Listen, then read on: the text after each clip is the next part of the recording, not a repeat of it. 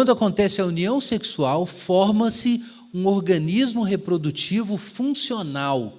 Separadamente, você não é funcional. Você não dorme, no outro dia, acorda com um clone seu do lado. Você não faz mitose à noite. Não existe isso na espécie humana. Ok? Não acontece isso. Né? Acho que não. Mas você precisa de uma outra pessoa. Então, vejam que a unidade orgânica funcional, o organismo reprodutivo, só existe quando junta homem e mulher e ele existe naquela conexão. E por isso a Bíblia diz que serão os dois uma só carne, que de fato viram um corpo só, do ponto de vista da função reprodutiva, que é necessária para que a unidade espiritual do casal e a sua função parental aconteçam, que são as duas funções, que está Gênesis 1 e Gênesis 2. Para isso acontecer, tem que acontecer a união biológica, sexual. A união reprodutiva, a unidade reprodutiva funcional só existe na união sexual de homem e mulher. Mas tem outras formas de experimentar prazer sexual, claro que há muitas coisas que você pode fazer. Tem gente que tem prazer sexual batendo a cabeça. E eu estou falando sério. Tem gente que tem prazer sexual com pés. E por aí vai. Tem fetiche para todo lado. E tem muitas práticas sexuais que podem trazer prazer sexual. Mas só existe uma atividade sexual que produz uma unidade reprodutiva funcional, que é fértil para a produção de novos seres humanos, e é a união de homem e mulher. Outras formas de experiência sexual não são uma só carne. É importante entender isso. Existem outras formas de união sexual possível? Existem. Mas a única união sexual que faz com que os dois corpos virem um corpo é a união de homem e mulher. Isso é um fato tão objetivo quanto a cadeira que você está sentado em cima. E é por isso que faz sentido uma distinção entre o sexo heterossexual e outras formas de prática sexual. É um bem distinto para a espécie humana, produtivo para a espécie humana de uma forma que outras experiências sexuais não são. Simplesmente não são. Agora, só essa união é ordenada por Deus. Deixará o homem seu pai e sua mãe, e se unirá à sua mulher, e serão os dois uma só carne. É essa que é ordenada por Deus. Aí tem igrejas que estão abençoando uniões que não são as uniões monogâmicas heterossexuais, e chamando de casamento. Mas você não pode chamar de casamento, porque para ser casamento tem que virar uma só carne. E a única união que vira uma só carne é a união de homem e mulher. As outras não viram. Não viram não é porque eu estou dizendo, é porque não viram. O que a Bíblia chama de casamento é essa união fértil e produtiva. Essa união, isso é que permite o casamento. Veja, eu não estou dizendo exatamente que essa união é o casamento. Eu disse, mas eu não queria dizer. Na verdade, essa união é necessária, é a base biológica para o casamento. Abre 1 Coríntios capítulo 6.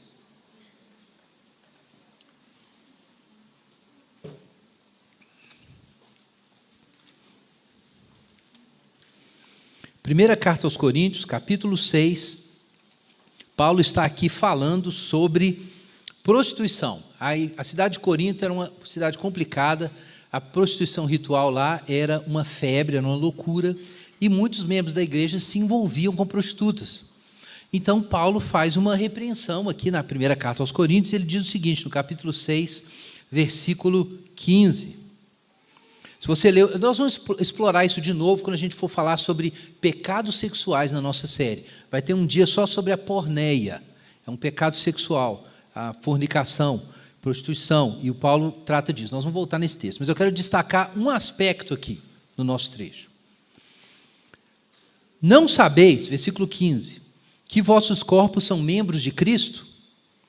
Tomarei os membros de Cristo e farei deles membros de uma prostituta? De modo algum. Ou não sabeis que quem se une a uma prostituta torna-se um só corpo com ela? Como se disse, os dois serão uma só carne, mas quem se une ao Senhor é um espírito com ele. Fugir da imoralidade. Aí Paulo segue dizendo que isso é um pecado contra o corpo e tal. O corpo sexual, né? É um pecado distinto. Gente, vejam que coisa. Em primeiro lugar, na cabeça de Paulo, quando uma pessoa se une com a prostituta, virou um só corpo. Ele não está dizendo que você casou com a prostituta. Ele está dizendo que naquele momento, virou um só corpo. É por isso que Paulo vai dizer que outras formas de relação sexual, como as relações homossexuais, ele fala sobre isso em Romanos, no capítulo 1, ele trata como atos contra a natureza. Em qual sentido eles seriam contra a natureza? É que eles não criam uma só carne. Eles não produzem um único corpo. Eles não têm o potencial de produzir o grau de união física que a união heterossexual significa. Elas são deficitárias desse ponto de vista. Desse ponto de vista, elas são deficitárias. A gente, para usar, enfim, uma referência à ciência contemporânea, a gente não evoluiu para essas outras relações. Essas relações não foram necessárias para o desenvolvimento da espécie humana. Então, é diferente, realmente. Não tem a mesma finalidade. Então, vejam só, quem se une à prostituta virou um corpo com ela. Não se casou. Então, o casamento não é se tornar um corpo, mas você se casa para se tornar o corpo. Então, a prostituição é um roubo, um sequestro. Porque você está roubando uma prerrogativa do casamento e vivendo isso sem o compromisso do casamento. É uma forma inautêntica, falsa de união. Porque você está virando um só corpo, mas você não está prometendo a vida junto com o corpo. O problema é que você não pode fazer isso. Olha o que diz Paulo. Quem se une ao Senhor é o quê? Um espírito com Ele. Mas Paulo não disse há pouco que quem é crente, os membros dele são membros de Cristo? E eu não posso transformar os membros de Cristo em membros de uma meretriz, porque quando tem a união sexual é um corpo só. Se é um corpo só, então os membros de um são os membros de outro. É isso que Paulo está dizendo. Como que eu vou ter uma relação sexual com a pessoa que eu estou unindo o corpo da pessoa, que é uma prostituta, com Jesus? Eu não posso fazer isso. Aí você pode perguntar, peraí, mas eu não estou unido fisicamente a Jesus. Mas Paulo diz que quem se une ao Senhor é um espírito com Ele. E quando você é um espírito com o Senhor, o seu corpo também está unido com o Senhor. É isso que Paulo está dizendo. Na visão paulina e hebraica, o corpo e a alma não podem ser separados. Isso é uma espécie de morte. Você não pode separar. Então, para Paulo, se o seu espírito foi dado para Deus, então o seu corpo é um membro dele. Ele diz isso explicitamente. Não sabeis que vosso corpo é santuário do Espírito Santo? Ele diz aqui. Então, vejam que na visão bíblica de sexualidade, é verdade que a união sexual genuína começa com a formação dessa unidade reprodutiva funcional, que é o coito, a união sexual. Só que a união sexual envolve você inteiro. Tanto envolve você inteiro, que se você é crente e se une à prostituta, você está profanando o templo do Senhor e está unindo Jesus com a prostituição. É isso que Paulo está dizendo. É isso que você está fazendo. Então, na visão de Paulo, não separa o corpo da alma. Quando um vai, o outro está indo. Para você separar, você tem que matar alguma coisa dentro de você, que é o que os adultos fazem. A criança não separa o corpo dela da alma dela. O adulto faz. Ele aprende a usar o corpo dos outros e deixar o corpo dele ser usado como se o corpo dele não fosse ele. Como se o espírito não estivesse no corpo. Se você ausenta o seu espírito do corpo, para você ter uma relação sexual em que você não se une moralmente, espiritualmente com aquela pessoa, o que você está transformando no seu corpo? Num cadáver. Um corpo sem espírito é o quê? É um cadáver. O corpo das prostitutas é um cadáver. O corpo dos homens pegadores são cadáveres. São corpos que a alma foi arrancada deles para o corpo ser dado, para supostamente a alma não ir. Mas, na verdade, sua alma é implicada no processo. Você faz uma violência a si mesmo. Por isso, Paulo diz que você peca contra si mesmo, peca contra o próprio corpo quando você faz isso. Então, na visão cristã, o corpo vai aonde a alma vai. E aonde a alma vai, o corpo tem que ir. Quando Paulo vai falar que a gente precisa andar com o Senhor, a Bíblia fala muitas vezes que a gente tem que entregar o coração. Mas em Romanos 12, Paulo fala assim: oferecei os vossos corpos como sacrifício vivo, santo e agradável. Ele quis dizer que era só o corpo? Não, é a pessoa inteira. Ele está falando da pessoa corporificada, materializada. Então, tornar-se uma só carne sexualmente é o ponto de partida e o símbolo de uma união maior entre duas pessoas. Assim como eu me uni espiritualmente com Jesus, significa que meu corpo é Jesus, quando eu me uno sexualmente com a minha esposa, eu estou me unindo também espiritualmente com ela. Eu estou unindo pessoalmente com ela. Gente, nesse sentido, a base ontológica do casamento, então, é biológica e orgânica, mas não é que ele é só isso, é que começa por aí esse processo de união. Por isso que as pessoas se casam, se unem e têm a relação sexual. A relação sexual é um símbolo de uma unidade maior que o casal está procurando. Mas que unidade maior é essa? E aqui a gente fala sobre a base moral do casamento. Muita gente pensa que a base do casamento é o amor. O amor. Você deve ter ouvido ou falado isso. Então, eu tenho notícias para você. A base do casamento não é o amor. Não é o amor. A base do casamento é o pacto. Não é o amor, é o pacto. O que é o amor? O amor é o que você promete quando você faz o pacto.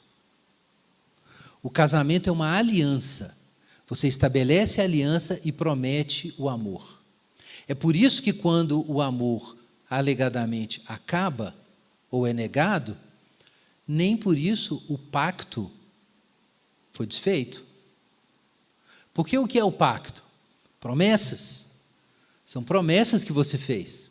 Quando você faz uma promessa, você encapsula o seu futuro e entrega o seu futuro, porque a promessa não faz referência exatamente ao futuro, ao que você não apenas é, mas o que você será.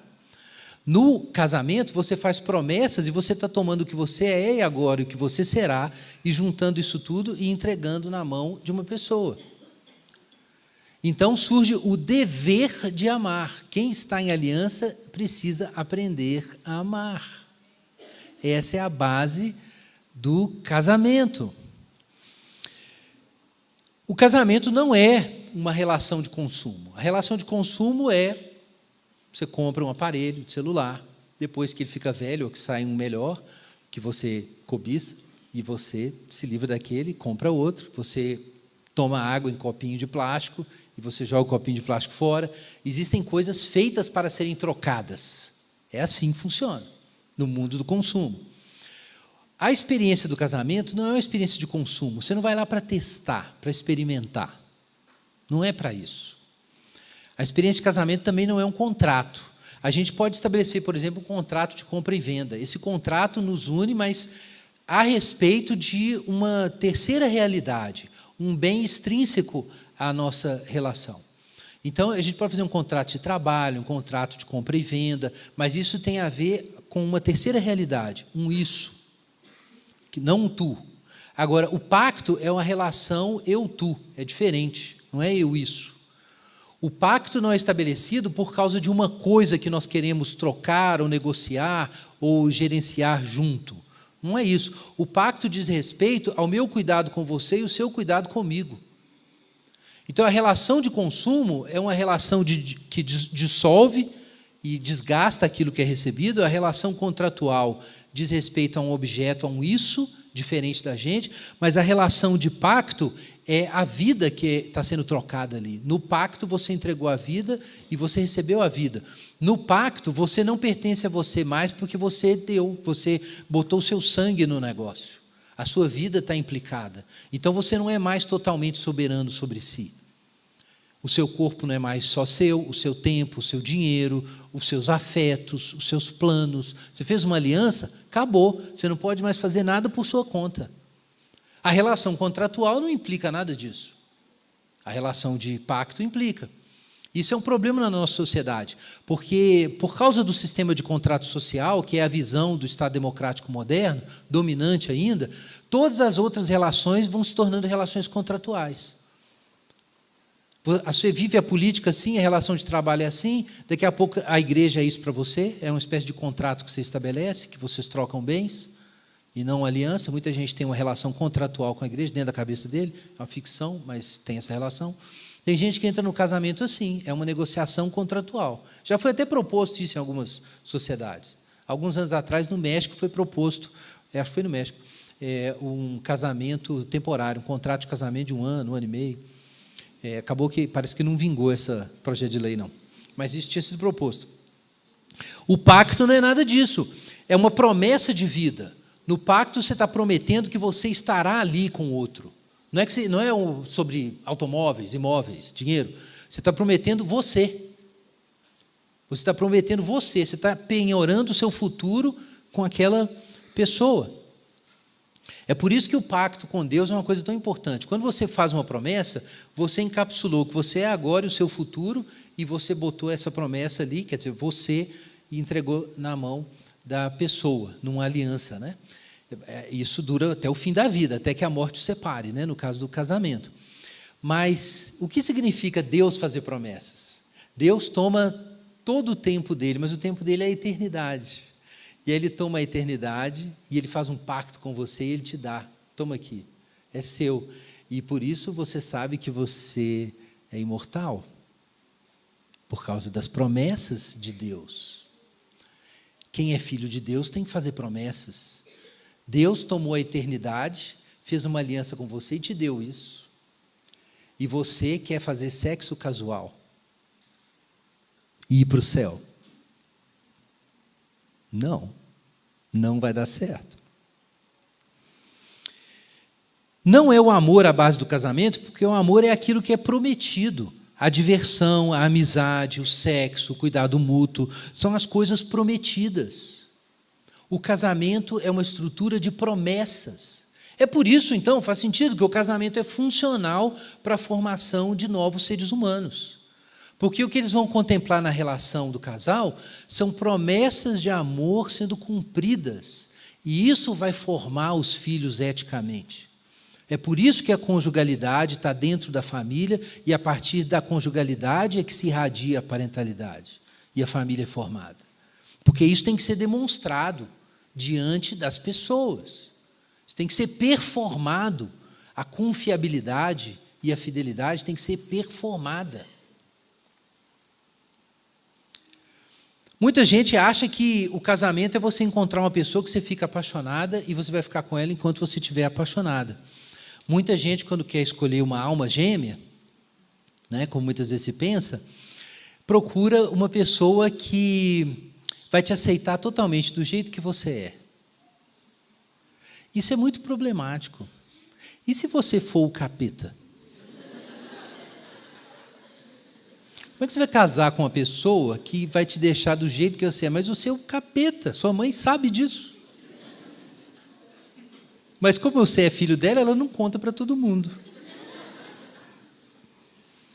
As pessoas entram no relacionamento desonestas, porque elas vêm de casa assim, desonestas, teimosas, preguiçosas, covardes, egoístas, ressentidas, inseguras, impacientes. É claro que o amor vai durar pouco. Com 1 ano você já foi. Acabou. E aí você vai basear o casamento no amor? Isso é uma piada. Não é claro, o casamento, veja bem, não estou dizendo que o amor agápico não é essencial no casamento, mas o amor agápico é o telos, é o que nós vamos construir, porque nós estamos imitando a Deus. E a gente precisa da estrutura do casamento para a gente construir isso. Não chega pronto. É por isso que precisa da estrutura de promessas, da estrutura do casamento. O casamento não é um papel. Como é possível que uma pessoa pense que o casamento é só um papel que você fala? Você não sabe absolutamente nada de relacionamentos humanos para você achar que casamento é só um papel. Você está na fralda. É claro que o casamento é muito mais do que um papel. O casamento são juras, promessas públicas que você assume. Essas promessas significam segurança para o casal, segurança existencial, emocional, segurança para os filhos depois. O amor permite uma tensão criativa e fértil, e o casamento é isso que a gente procura. Malaquias capítulo 2. Veja o que o Senhor fala aqui sobre casamento.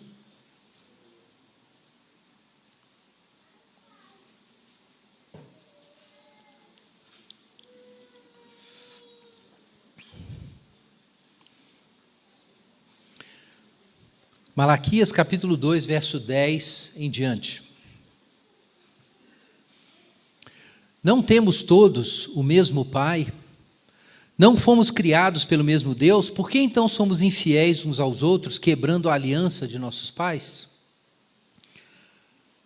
Então aqui começa uma crítica ao comportamento nacional e depois ela vai para o comportamento individual, vocês vão ver aqui. Judá tem sido infiel.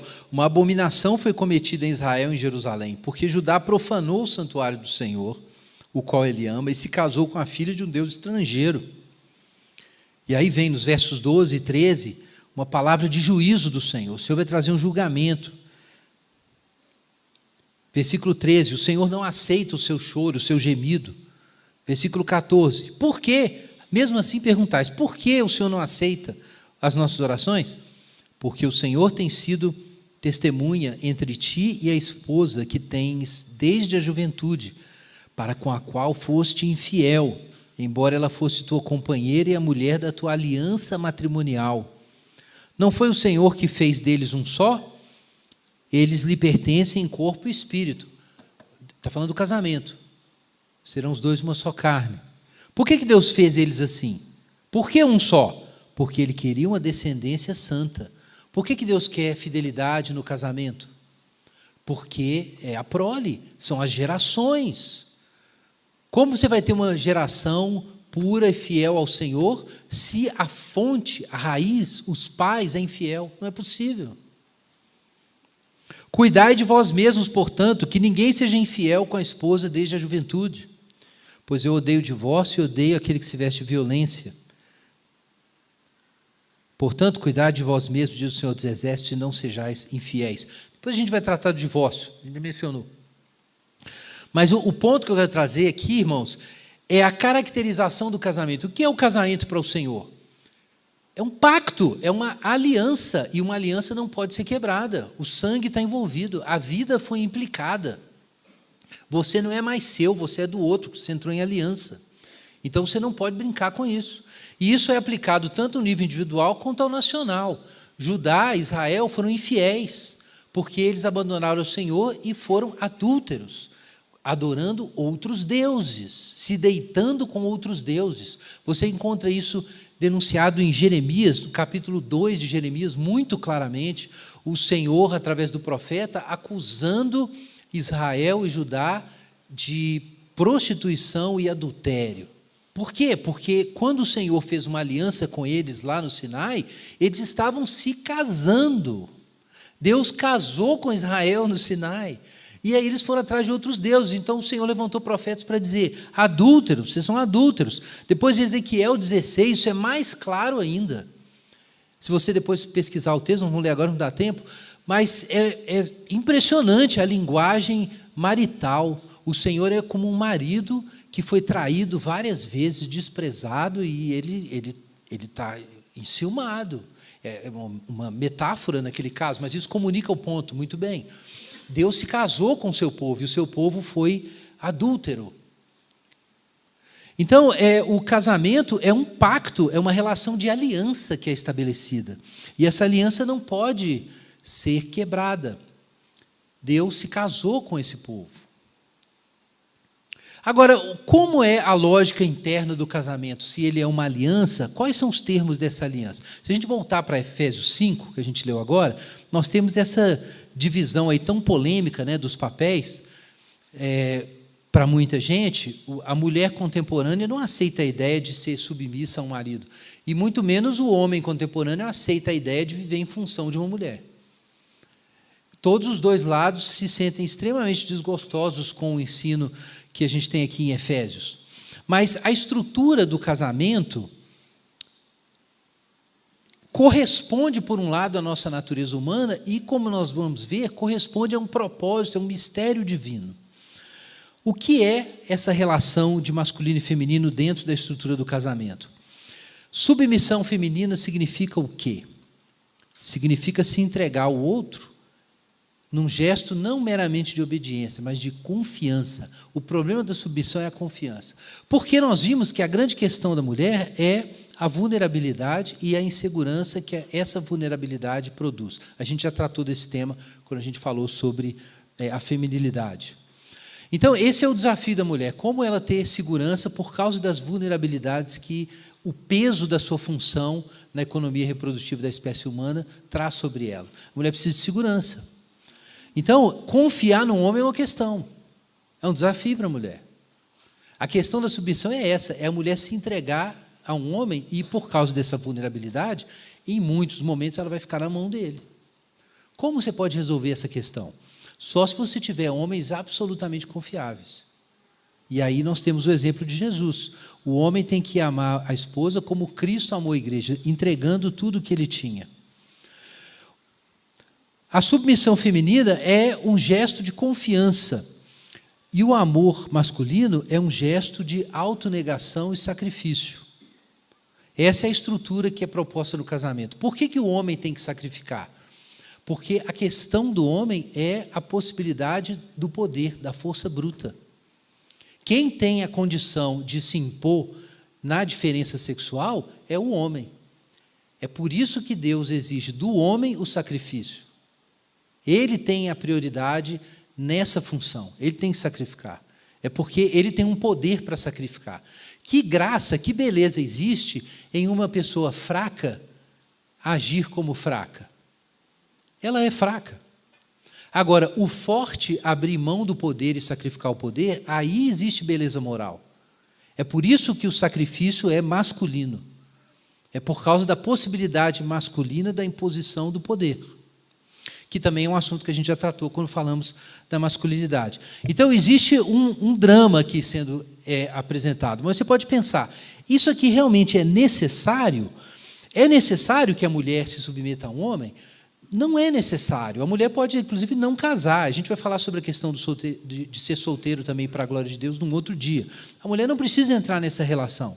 E o homem também não precisaria fazer isso, por uma mulher especificamente. Porque, na verdade, todos nós temos que nos sacrificar imitando a Jesus e nos sujeitar a Jesus, né? As duas funções são de todas as pessoas.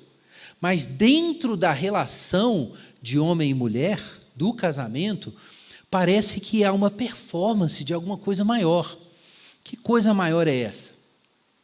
Paulo diz ali no versículo 31, deixará o homem, o pai e a mãe, e se unirá à sua mulher, e os dois serão uma só carne. Esse mistério é grande, mas eu me refiro a Cristo e à igreja.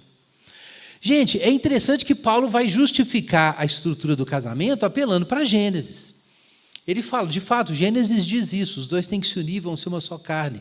Então o casal precisa procurar isso hoje. Só que ele não está falando apenas de Gênesis, ele está dizendo que o trecho de Gênesis não fala apenas sobre a união sexual literal, mas sobre uma outra união. Ele não está apenas trazendo a informação de que existe uma outra união, que é a união cósmica de Cristo e a igreja. Ele está dizendo que aquela união inicial, e serão os dois uma só carne, isso foi ordenado e escrito em Gênesis desde o princípio, pensando no quê? Na união de Cristo e da igreja. Isso dá para nós uma pista de que, na verdade, Deus estruturou a diferença sexual do jeito que ela é, porque ela foi criada para simbolizar alguma coisa divina. Não é por nada que a estrutura da união sexual e do casamento é essa. E a gente precisa dessa estrutura. Por que a submissão feminina é importante? E a confiança feminina? Porque o homem precisa de uma chance. Ele precisa de uma chance de morrer. Todo homem precisa de uma chance de morrer. Uma chance de tomar tudo que ele tem e sacrificar eticamente. E se não existir uma mulher que se coloca vulnerável nas mãos de um homem, a oportunidade dele ser salvo não chega. O homem precisa ser salvo. Você lembra que a gente estudou que a mulher será salva dando à luz a filhos? Você lembra o que isso significa? O homem também tem um caminho para ele ser salvo. Ele tem que ser salvo assim, quando é num casamento, evidentemente, os casados, morrendo por aquela mulher. Entregar a vida por uma mulher é a oportunidade que um homem tem de entender quem Deus é, de entender o que Deus fez por ele. e de imitar Jesus.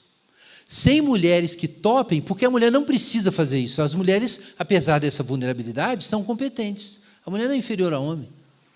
Para que ele vai entrar nisso? O serviço que a mulher oferece a Deus e ao homem é esse serviço, ela permitir que o homem assuma essa função de se entregar em um sacrifício imitando a Jesus. O homem precisa, nesse sentido, da mulher, para ele ser homem, dentro da relação. Agora, o homem também precisa encarar esse caminho e se sacrificar seguindo o modelo de Jesus, que é o texto diz aqui. Mas o que ele vai fazer quando ele se sacrifica? O texto aqui é claro. Como é que Jesus trata a igreja? Ele se entregou por ela para santificá-la, para apresentar a si mesmo igreja gloriosa, sem mácula, nem ruga, nem qualquer coisa semelhante, mas santa e irrepreensível. Então vejam, gente, a submissão feminina não significa que a mulher perde a personalidade e que o homem, então, passa a controlar a mulher. Não é isso. A submissão feminina é uma oportunidade para que o homem se sacrifique. Para quê? Eu vou usar uma linguagem bem contemporânea.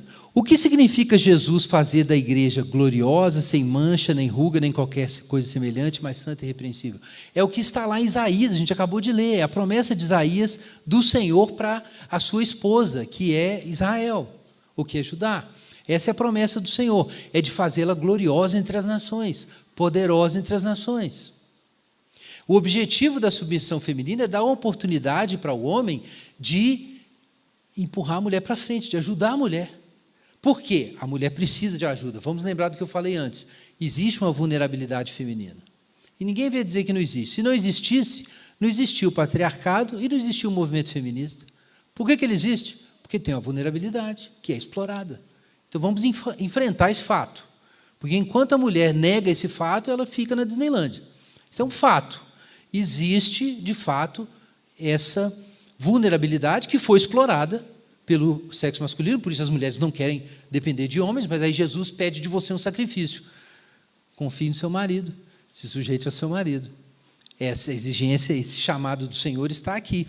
Mas o objetivo desse chamado é dar uma oportunidade para o homem de pegar tudo que ele tem e usar tudo que ele tem para neutralizar a vulnerabilidade da mulher, para que ela possa servir no jardim exatamente como ele serve. Porque, se você ler Efésios, o que Jesus está fazendo com a igreja? Ele quer que ela chegue à estatura do varão perfeito, lembra disso? As mulheres estão lutando hoje para ser semelhantes aos homens, mas a pior versão dos homens que tem disponível, infelizmente. Agora, os homens tinham uma vocação que eles furaram. O chamado do homem era usar todos os recursos que ele tinha para garantir que a mulher esteja no mesmo lugar que ele está. Esse é o ponto. A questão é que a igualdade de homem e mulher, na visão bíblica, é reflexiva e recíproca. Não é cada um buscando o seu, é cada um pensando no outro em primeiro lugar. Então, precisa de emancipação feminina, igualdade feminina? Precisa, mas quem tem que fazer isso é o homem. Senão, não acontece a união, o mistério que Deus planejou para o casamento e para a união de Cristo com a igreja. Ele não acontece. Então, tem um jeito certo de fazer isso. E o jeito certo não é a mulher se empoderar sozinha e o red pill se empoderar sozinho. É a mulher reconhecer que ela precisa de ajuda e o homem tomar tudo que ele tem para garantir que a mulher esteja no lugar onde ele está. Então, esse é o ponto, é exatamente o que Jesus está fazendo. Agora, qual é o ponto dessa... Veja bem, eu quero destacar isso aqui, porque eu não vou deixar de falar isso agora, porque eu falei mais cedo e eu tenho essa dívida com as mulheres. Muitas mulheres, por causa de escolhas de vida, de escolhas profissionais, de filhos, elas dependem mais dos homens. Dependem financeiramente dos homens. E tem muitos maridos que usam isso para, quando a mulher está dando trabalho, aí ele vem, Efésios 5, olha aqui, mulher, Efésios 5, submetei os nossos maridos, blá, blá, blá. E a gente sabe que isso acontece, muito. E os homens, muitas vezes, querem fazer esse tipo de exigência. Mas qual é o objetivo da submissão? Não é que a mulher fique infantilizada dentro de casa. E não tem nenhum problema ficar dentro de casa. A questão é que aquela mulher não tem que ficar infantilizada. O texto aqui fala sobre ser gloriosa, sem mácula, nem ruga, nem coisa semelhante. E quem que vai fazer isso? Jesus. Então o marido tem que pensar no bem-estar da mulher, na glória da mulher. Então, isso é muito sério. Tem muitos homens que, alegando esse princípio da submissão, usa o fato de que a mulher é vulnerável, inclusive financeiramente, não deixa a mulher estudar, não deixa a mulher trabalhar, regula tudo que ela faz, para onde ela vai, segura o dinheiro, reclama quando a mulher vai cuidar da saúde, quando a mulher vai comprar remédio, quando a mulher vai na academia. Para que você serve? Estão falando aí com os homens, tá? Homens que usam o poder financeiro para controlar as mulheres. Vai para o inferno.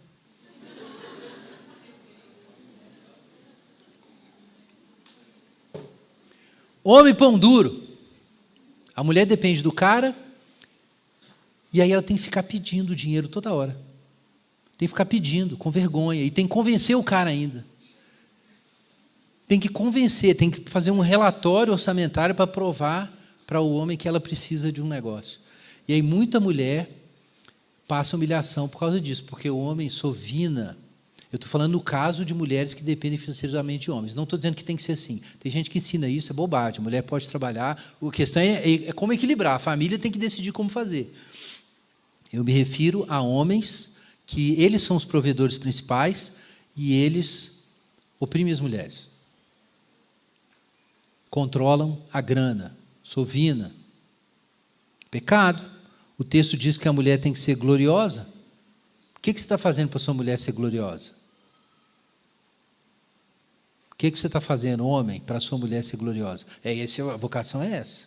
O chamado aqui é esse. É tudo que você puder fazer para melhorar a qualidade de vida, a funcionalidade, a contribuição da mulher, para não ser tão pesado, o que já é pesado, que é a vocação da maternidade.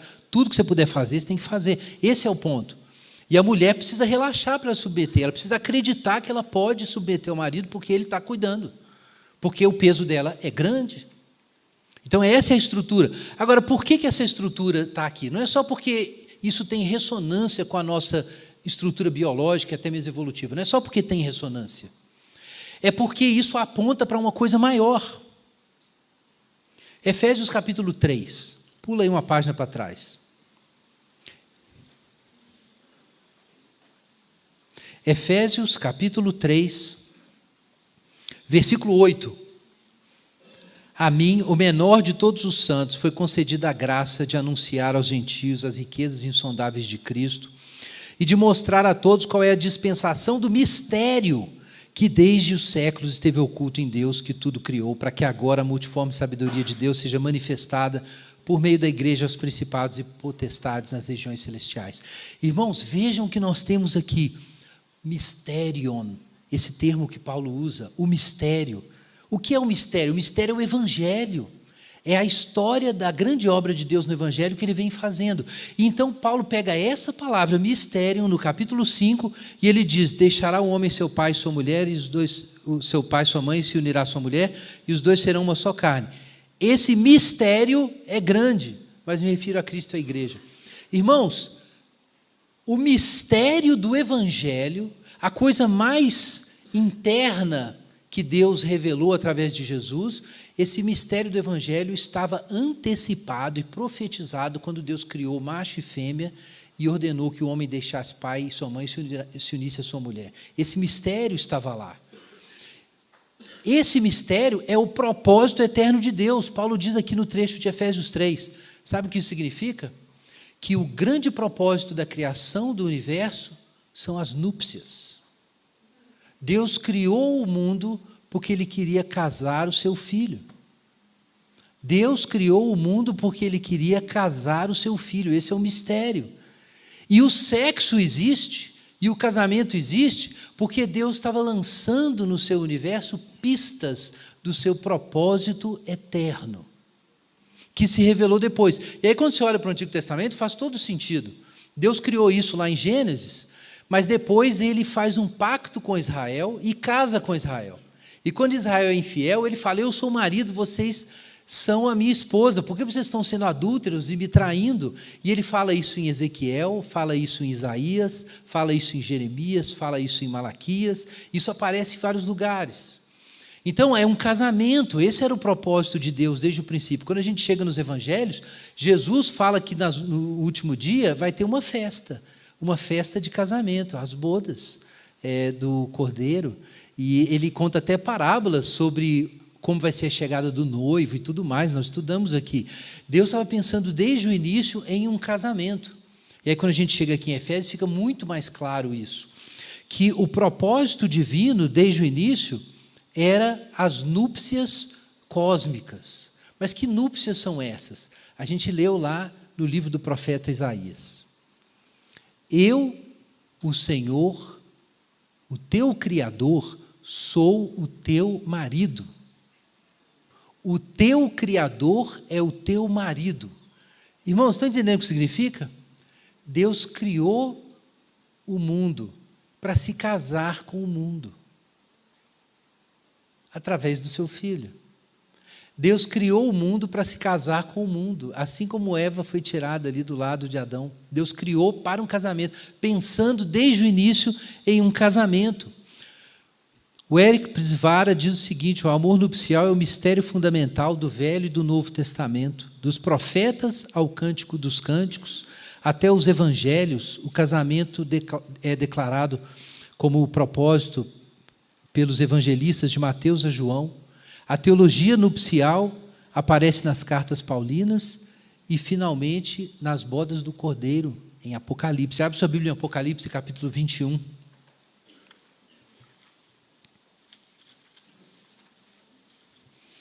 Apocalipse 21, versos 1 a 5. Então vi um novo céu e uma nova terra, pois o primeiro céu e a primeira terra já se foram e o mar não existe. Vi a cidade santa, a nova Jerusalém, que descia do céu da parte de Deus, enfeitada como uma noiva preparada para o seu noivo. Era tudo um casamento. E ouvi uma voz forte que vinha do trono e dizia: o tabernáculo de Deus está entre os homens, pois habitará com eles e eles serão o seu povo e Deus mesmo estará com eles. É um casamento. E lhes enxugará dos olhos toda lágrima, e não haverá mais morte, nem pranto, nem lamento, nem dor, porque as primeiras coisas já passaram. O que estava sentado sobre o trono disse: eu faço novas todas as coisas. E acrescentou: escreve, pois essas palavras são fiéis e verdadeiras. Irmãos, o casamento monogâmico heterossexual é uma pista, uma antecipação do grande casamento do céu e da terra, do casamento cósmico do Criador com a criatura, o casamento de Cristo com a igreja. Ele era isso desde o início. E é por isso que, quando o Evangelho se revela, o que aparece também? O propósito do casamento. Essa é a experiência histórica. A vinda do cristianismo iluminou o propósito do sexo e do casamento. O Evangelho de Jesus revelou o verdadeiro propósito, porque Deus criou o sexo, criou o casamento. É o Evangelho que revelou isso. E aí nós entendemos o que significa entrar no casamento cristão. Entrar no casamento cristão é aceitar uma performance. Entrar no casamento cristão é você aceitar que os dois vão como que representar, como num drama, o grande drama cósmico. E as identidades de gênero são construídas dentro do casamento de modo a representar esse drama divino, que é o casamento de Cristo com a igreja. E é por isso que na experiência cristã e no casamento cristão, a mulher tem que assumir esse papel e o homem tem que assumir esse papel. Porque só esse casamento é uma representação das últimas coisas. O casamento tem uma dupla finalidade. Ele mostra o que é ser criatura e antecipa o que é ser nova criatura. Esse é o casamento cristão. Nenhuma outra forma de casamento serve para fazer a performance do casamento cósmico. Nenhuma outra forma de casamento serve para sinalizar o propósito eterno de Deus. Entrar no casamento cristão é entrar numa missão evangélica. É parte da nossa missão cristã. Por isso mesmo, a gente pode dizer que o casamento é necessário para a igreja existir. Ele é importante. porque ele foi criado desde o início para demonstrar o que a igreja seria. Também é por isso que as igrejas sempre casaram pessoas, casam e continuarão casando pessoas. Vamos orar. Enquanto os irmãos distribuem os elementos, você que é casado, leve esse assunto para o Senhor. Você tem vivido, de fato, a vida como deve ser vivida, a vida de casal? Se você não é casado e não tem esse plano, ora pelos seus amigos casados. Se você pretende se casar, coloca esse propósito diante do Senhor, nos termos dele.